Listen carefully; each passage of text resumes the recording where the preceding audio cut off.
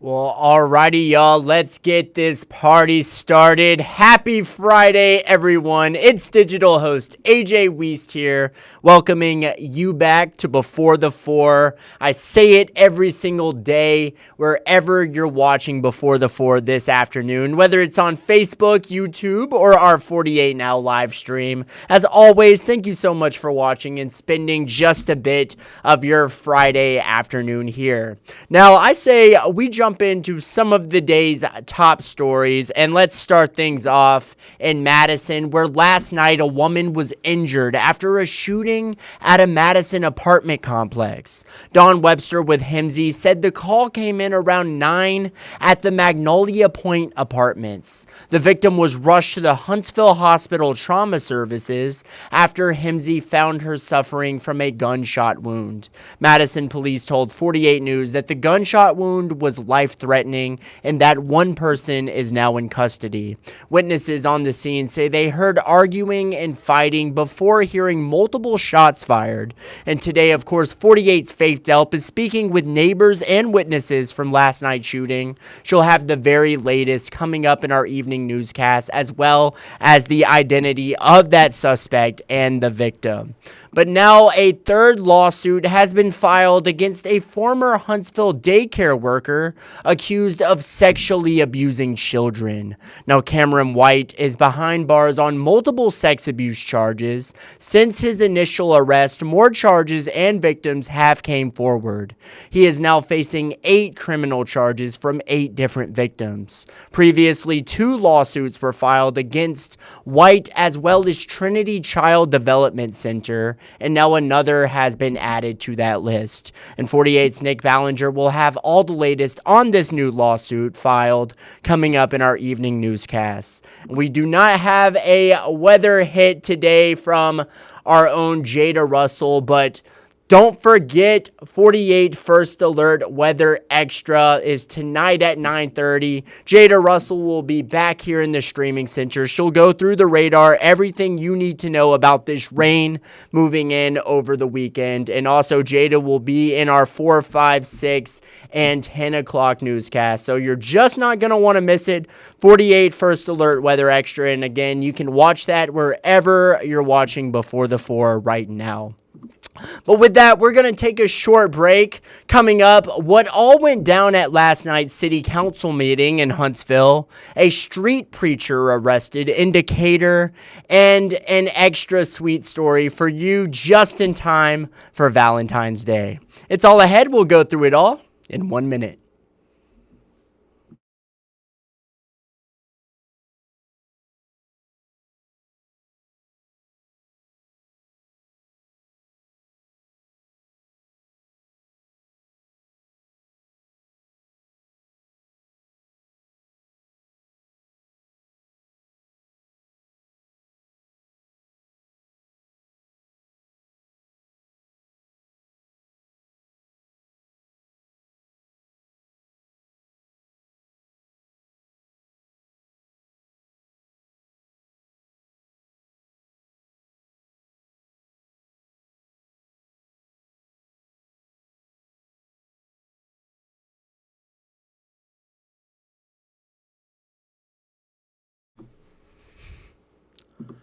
All right, my minute is up now. Hello, everyone, and welcome back to Before the Four. Now, let's recap everything that went down at last night's Huntsville City Council meeting, shall we? 48's Callie Neese was there and has the latest. Let's take a look. A massive deal, now sealed, an approved $6 billion manufacturing plant for pharmaceutical giant Eli Lilly. Leaders from Eli Lilly say this plant will provide 45 Leaders from Eli Lilly say this plant will provide 450 Leaders from Eli Lilly say this plant will provide 450 high-value manufacturing jobs and 3,000 construction positions. Director of Urban and Economic Development Shane Davis says this is a long time coming. The investment of Eli Lilly is going to help us in education with school expansion and roads, both for Limestone County and the city of Huntsville. And those type of investments pay for themselves instead of asking the taxpayer to do so. One positive out of the way came with a bit of negative. This is a service we pay for, and this is completely unacceptable. And all 5 council members are very concerned. Council President Jenny Robinson says she's received multiple complaints about the lack of recycling collection in the Rocket City. In order to help things get moving, the city will be picking up recycling tomorrow to help RANA get back on track. So we are hopeful that this extra collection day, with the collaboration of city sanitation workers, Madison County sanitation workers, will help get that schedule back and running smoothly. Next, council approved to start building a project years in the making, the Pinhook Creek Project. This waterway will help prevent flooding and help make the city more beautiful.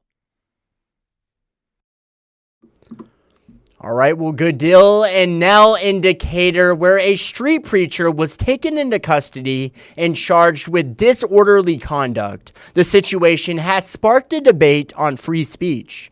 Investigative reporter Nick Ballinger has this story.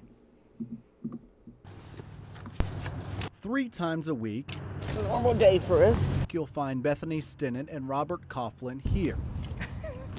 The Walmart in Athens. In their element.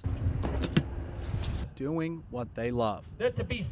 Well, we just go into the streets and we proclaim the gospel. We preach the gospel. But when she decided to preach outside a different Walmart in Decatur, We felt a call to go to Decatur that day. she had no clue that calling would lead to this, a brand new picture from the Morgan County Jail. I'm not thinking that they're going to arrest you because you have a freedom of speech. In this video that now has over 400,000 views, you can hear when Stinnett is approached by a Decatur police officer. Yeah. I've had several people approach me Already?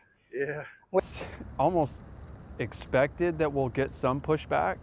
You are in a public place right now, and Public, that's right, public. And That's right, public. significant amount of unreasonable noise, though. Yeah, I'm not really There's nothing understanding. wrong with what you're saying. It's the amount of noise you're creating. After about 5 minutes of back and forth, Debating with you. Do you I'm have not. your driver's I'm not license on debating. you? I'm not going to give no license or anything. You're not like going that. to give your license? No, because we're going to. Hold on. We done got. Tell you what, But get under that, okay? no, I'm not under Yes, arrest. you are. I'm not. Where's this? I'm finna leave. I'm finna leave. You said you're not, and you're not going to provide ID? No. Every now and then they'll say, "Can you turn it down a little bit?" I mean, I'm okay with turning it down. When he cuffed me, I kind of was like, "Well, this is where we're at." the viral video has sparked a debate online about her disorderly conduct charge and if she was actually breaking a law. So I went to an expert. What we have here is we have a struggle between the First Amendment rights and a disorderly conduct. The law states that disorderly conduct must be a public inconvenience. McDaniel says that part can be up for debate. Where's my idea? What is unreasonable noise? What is causing inconvenience or alarm? But regardless, the pair says this arrest won't slow them down at all. We're going to keep on doing this, and we're going to go back to Decatur. But now let's turn over to the good side. And this Valentine's Day, there's something sweet happening in the halls of an Illinois high school. A unique project is proving kindness can travel thousands of miles. Now, Chad Douglas shows us how hearts across America bring smiles and a sense of belonging to students across the nation. In the busyness of a high school hallway, between classes, there's a lot going on. But there's also a lot to see at Western High School in Barrie. One display that grabs your attention is this map of the United States. They call it Hearts Across America. The goal is to get a Valentine or card letter from somebody in all 50 states. Linnell Smith is a high school math teacher and the brainchild of Hearts Across America.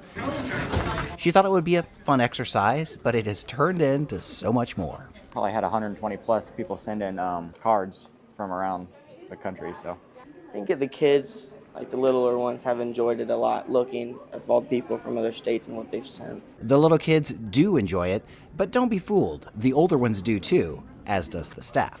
We update it every day when the mail comes in, and so the heart just denotes that we have received a letter or card from that state. My cousin's from Florida, I have an aunt from Georgia, and then 2 from Tennessee. California, Texas, Missouri, and Iowa. Mary from Texas. I live in Missouri, and Illinois and Missouri are like right next to each other, so I looked at Missouri and I'm like, yay, I have my state. At the time the story was shot, cards from 33 states have been collected, and it's not even February. That has students and staff excited because only 17 states are missing. As you can imagine, this has turned into a bit of a geography lesson, but there's more here than meets the eye. Now, another lesson here is the project uses social media to try to reach all 50 states. And that shows kids just how quickly and how far something can spread. Staff use this for kindness, but it's also implied bad things can spread just as quickly and just as far. And you just never know where it's going to spread to when you say one little thing or do one little thing. It could go super far. Super far, just like this project. What started out as something to put smiles on faces in the halls of Western High School and elementary school is well on its way to leaving its mark coast to coast. If there's one thing you want the students to take away from this event, what would that be? That they are loved and cared for from multiple different locations around the United States. And that's a message worth spreading. Hearts Across America proves kindness knows no borders, and neither do the connections we make when we take the time to lift others up. That's what I'm talking about. Awesome stuff there. And now let's go into the stories you're just not going to want to miss coming up in our evening newscasts. The latest on an Arab 18-year-old charged after making a threat to Brindley Mountain High School, an e-learning day for Madison County schools, and finally Redstone Arsenal personnel helping out with the search for Nancy Guthrie. And these are just a few of the stories you're just not going to want to miss coming up in our evening newscasts. It is 3:56, y'all. It is now time for Facebook fun. Our 48 Facebook question today, of course. What are your plans for Valentine's Day? And let's see what you all had to say. What are your plans for Valentine's Day? Patricia said she's going to grill steaks. Gotta love it. I mean, steaks are always a good go-to right there, especially for the weekend, Valentine's Day weekend. Laura Meadows, I did not get a chance to read what she said. She said working, then spend time with the spouse like every day. Josh Howard said he's celebrating at Longhorn Steakhouse next week. Gotta love it, Josh. Get me a ribeye, why don't you? And eat it for me. I love Longhorn so much. Ryan said, I think I'm hitting legs at the gym. Gotta love it. Nothing like a good Valentine's Day leg day. Patrick said cooking dinner for two and eating both of them. Patrick, I love it. Thank you so much for commenting. And let's see. Tia Moore, she said go to the gym, basketball game, and buying myself something because I deserve it. Yes, you do, Tia. You deserve it. Awesome stuff there. As always, you all had super awesome comments. It always makes my day reading y'all's comments to our 48 Facebook question. But y'all, that's just about it for today's Before the Four. Thank you so much for tuning in this afternoon. I hope you all enjoy our evening newscasts. And as always, thank you so much for watching. You all have a great night.